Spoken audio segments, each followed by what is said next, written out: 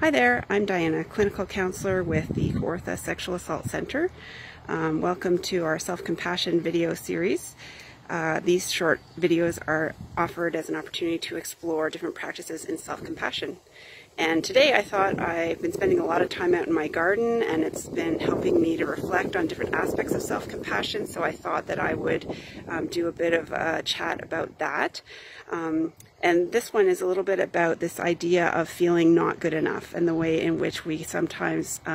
put really high expectations on ourselves and can be really hard on ourselves if we don't feel like we're meeting up to our expectations. So I notice this a lot of the time, sometimes with gardeners. Like you can go to somebody's garden for a visit and it might be absolutely beautiful, and they're going to be there apologizing for all the weeds that they haven't managed to keep out of their garden. And I think that's really common among a lot of us gardeners, that we just see, oh, those weeds are not supposed to be there, and we start to overlook the beautiful flowers that are there.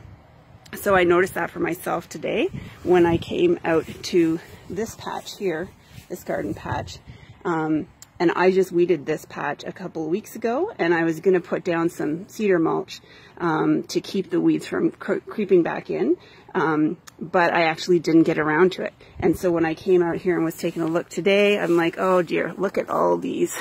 grasses and weeds and creeping bellflower that is coming in and encroaching on some of the plants that I really do want to have in this garden.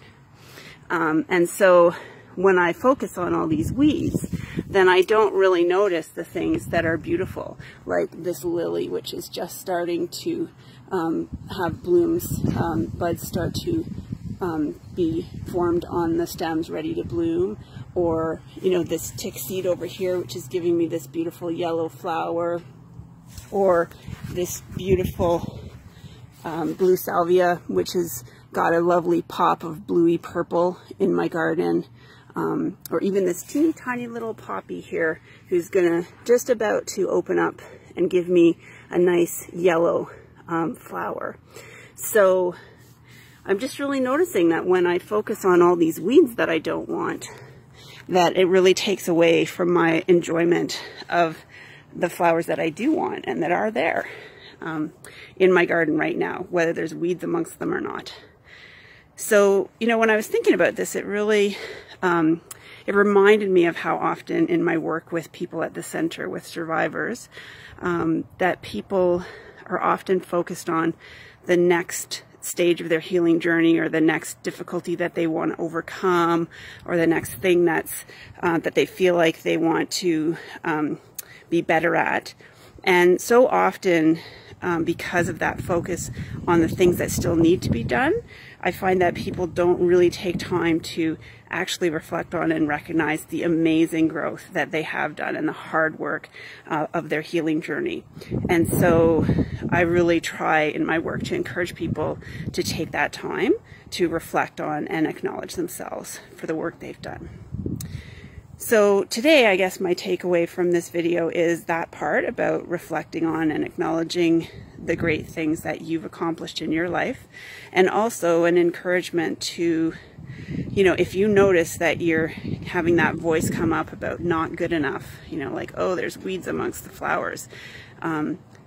I think that's a really normal thing. Actually, I think that's a part of the common humanity aspect of self-compassion, is that we all have this tendency to compare ourselves to others, or, you know, to some expectations that we have of how things should be, or how we should be, or what we should be accomplishing or doing. I think that's pretty normal for humans. But I also think that it can really get in our way sometimes and take away from our ability to be in the present moment and really enjoy the things that are happening in the present moment. So I encourage you today to take those thoughts away, and if they're helpful to you, that's wonderful. If you do feel that you start getting those voices in your head about not good enough, you know, maybe instead of even saying like, oh, now I've got those bad voices in my head and I'm going to beat myself up for that, you know, maybe take a step back and say, oh, okay, so I'm noticing that those voices are showing up, but I don't have to really let them get a hold of me and take over my ability to be present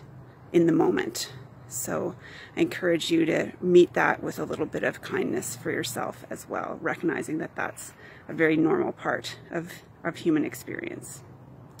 So I wish you all a wonderful day, and I hope that you can find lots of things in your present moments to be joyful about today.